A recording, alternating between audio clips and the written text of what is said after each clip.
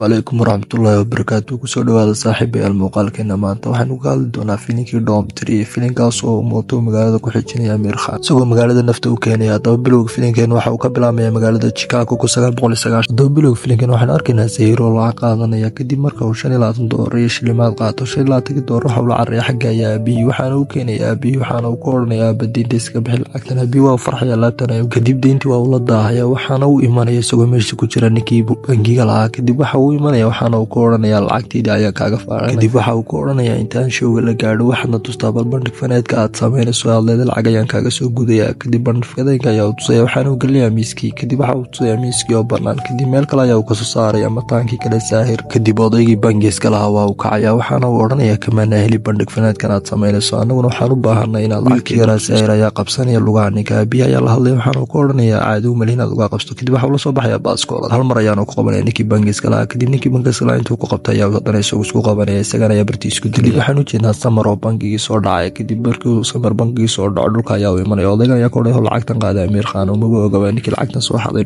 Samar waxa uu soo kaxaysanaya mootadiisii mootada soo loo kaxeynaya aad ayaa u yaqaanaa. Kadib askartii waxay isku dayeen soo qabtaan waxaana uu baabinaya gebihaama gawadhida isagoo isugu soo daray mootooyinkoodii gawadhidooda. Si xirfadaysan ayaa uu ku soo baxsan. Kadib waxaa imanaya meesha odaygii bangiiska lahaa isagoo aad u cadhaysanaya ula hadlaya askariyadii Victoria waxaana ku oranayaa adeer waxa maxaa kaa qaldan maalin walba waxay meesha la xaday iyada kala tuugan hal calaamad ay ugu tageen ninka waa inay soo qabanaan. Dhinaca kale waxaan arkaynaa Zahir oo yimaada meeshii aabihii sarcad ku dhigi jiray isagoo xasuusanaya isla markaa markuu aabihii dhintay xasuus ayaa u galaya waxaana uu hor istaagaya isagoo yar waana uu ooyay. Dhinaca kale magaalada Chicago waxaa la keenayaa Jay iyo Cali oo ah laba askari oo Indiana. Jay iyo Cali waxaa loo keenay inay ka caawiyaan si ay ugu soo qaban lahaayeen tuuga. Dhinaca kale waxaan u jeednaa Zahir oo weynaaday isla markaana waxa uu furayaa hoolkii sarcadka lagu qabanayay. Hal mar waxaa soo gelaya Cali iyadoo qeynaysa waxaanay leedahay waxaan doonayaa meesha ka shaqeeyo kadib waa imanaysaa waana soo shaqo tagaysaa waxaana ku oraysaa ciyaarta inaad aqoon kadib waxa ku oranayaa Jasmine way ciyaartaadana way tusaysaa waana la cajabaya isagoo yaaban ciyaarteeda la yaaban oo Zahir ayaa la hadlay waxaana ku oranayaa waanu bogay ciyaartaada. Dhinaca kale maalintii dambe waxaan u jeednaa Jay oo la hadlay shaqaaley bangiga oo kula mar ayaa soo dhacay laba marna oo soo dhacay waxaana uu ku qoray meesha waana arsanaya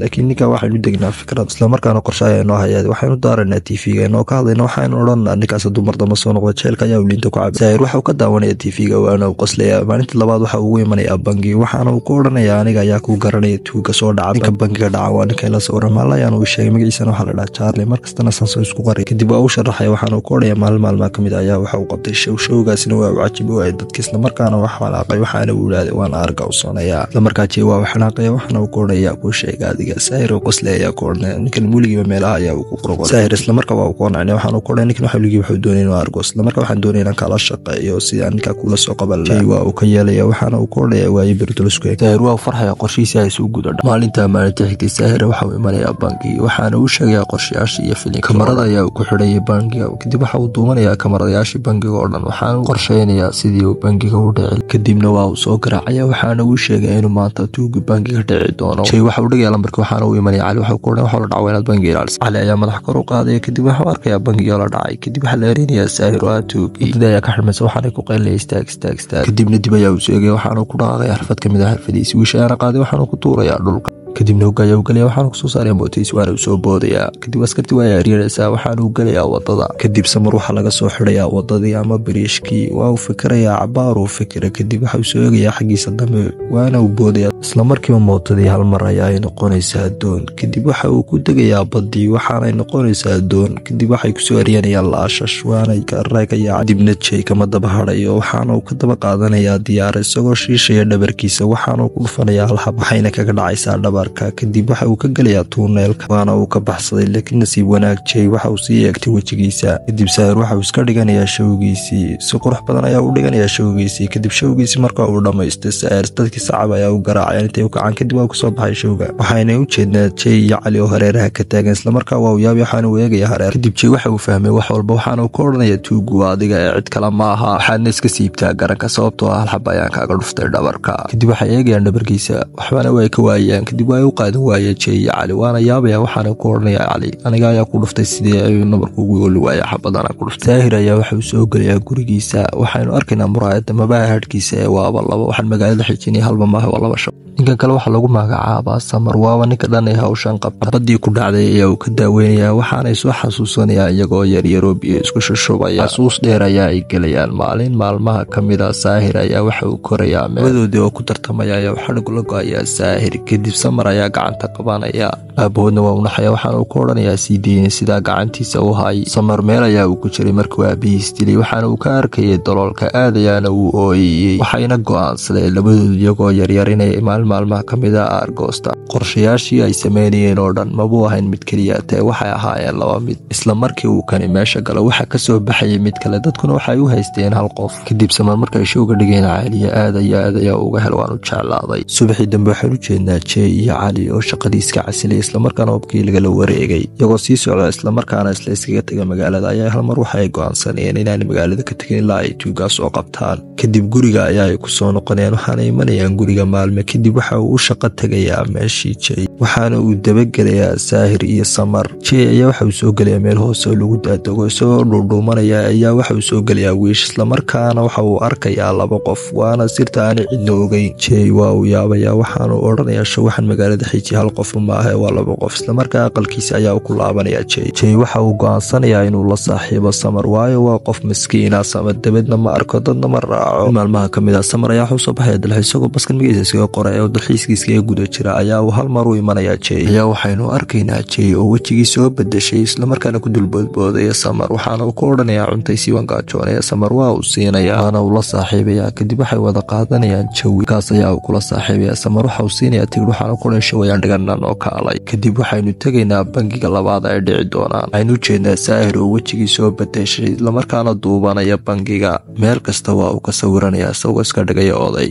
waxaana u arkayaa sawir xasuusa islamarkaana waxa uu arkaya shay laatig doorwaabii berigiisii waxaana ku odhanayaa markaa bangiga markaa dhaco waa iska daynaya hawshan waa ka baxay markaa showga ayaa ay dhiganayaan jeyna waa uu daawanayaa wax walba kadib waa isku imanayaan waxaana uu ku odhanayaa caali waa ay ku eegaysay waana aadayaa inay kaaga heshay kadibna jey waxa uu ku dirayaa walaalkii waxaana uu ku odhanayaa caali adiga ayaa ay ka heshay adigaana ay ku jeceshay kadib waxa uu xanaaqayaa waxaana uu tegayaa walaalkii waxaana uu ku odhanayaa labadeennu waa inayn waqtiga isku bedelaa isagoo ula jeeda qofka qarso waa inay noqotaa adigu saahir waa uu ka diiday waxaana uu ku odhanaya adiga ayaa sirtii aabbo kadib walaalkii waa uu ka yeelaya waxaana uu ku odhanayaa balwaaye showga xiga adigu yeelo waxaad rabtana samee showgii xiga ayuu soo bandhigaya dibaad ayaa uga sii helaya intii uu doonayna waa ay dhacaysa dadkii o dhan way wada kacay waxaana tumayaa sacabka islamarkaa way eegaysaa isagoo sii socdaaya halmar gacanta qabanaysa waxay ku odhan saaca waxaan doonayaa soo wada cashayna waa u far kadibna waxa uu imanayaa guriga isagoo muraayada isku eegaya walaalkii wax walba u sheegaya walaalkii waa uu xanaaqaya waxaana uu ku odhanaya adigu xatay sirtii aabbo mana rabo inaad banaanka walaalkii waa uu xanaaqaya isagoo islamarkaana ku caaya waad sheegshegtaa adigu mar walba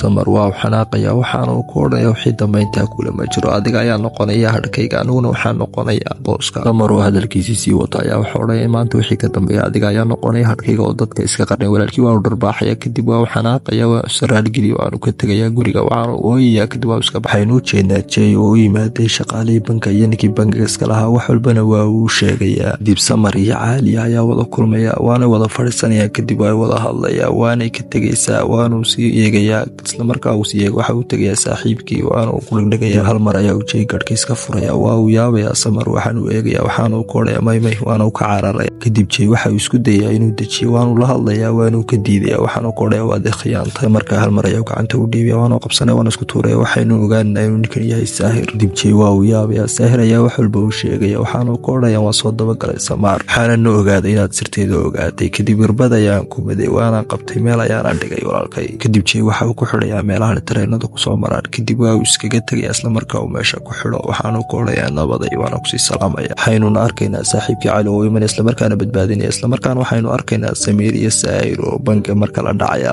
waxaana lagu wareejinayaa reeraha askar waxay soo xidhanayaan askaray dileen dharkooda islamarkaana meesha waa ay kasoo baxsanayaan waanay qaraxinayaan islamarkaa mootooyinkooda ayaa lasoo baxayan gawaadhadiina waa ay aryanaysaa waxaana isku gelgelinayaan madax kadib saahir waxa soo aryanaya jey waxaanu si khatar loogu dhufanaya mootada meel ayaa hoos galaya waxaanu is odhanaya birgudhuf waana uu ka daynaya kadib ka waa ay baxsanayaan islamarkaana subaxdii xigtay ayaa waxay imanayaan biriish iyagoo istaagaya islamarkaana diyaarada ayaa dhakadooda soo maraysa diyaaradan waxaa kasoo degaysa caaliya walaalkii ayaa istaagaya waana uu eegaya kadib waxay saahir islamarkaa waxa uu qaylaya walaalkii samar waxaana ku leeyahay iskaga soo caaran meesha waxa loo degdegay isla markaana waxa uu iska baqtiisanaya mootadii waxaana uu imanaya Jay aanu u dhiibay xog walway waxaanu ku oranaya walaalkiis iska daa isla markaa Jay waa uu ka ogolaanaya gacanta ay iska leeyeen waxaanu imanaya walaalkii waxa uu ku oranaya nolol qurux badna ku nool walaalo waxaanu iska tuuraya meeshii walaalkii waxa uu soo qabanaya gacanta waxaanu ku oranaya maya waxaanu soo xasuusinaya hadalkii bariga yar aynu abood ku dhaay gacanta sidii isla markaa labadu waa sii deynayaan waana iska tuurayaan bariishkii bangedii Andersonna waa la xiraya saaxiibayaal filinkeenu halkaas ayaa uu ku eegay assalaamu calaykum waraxmatullaahi wabarakaatuh haylo saaxiibayaal subscribe hada hore loo joogtayna like videogana share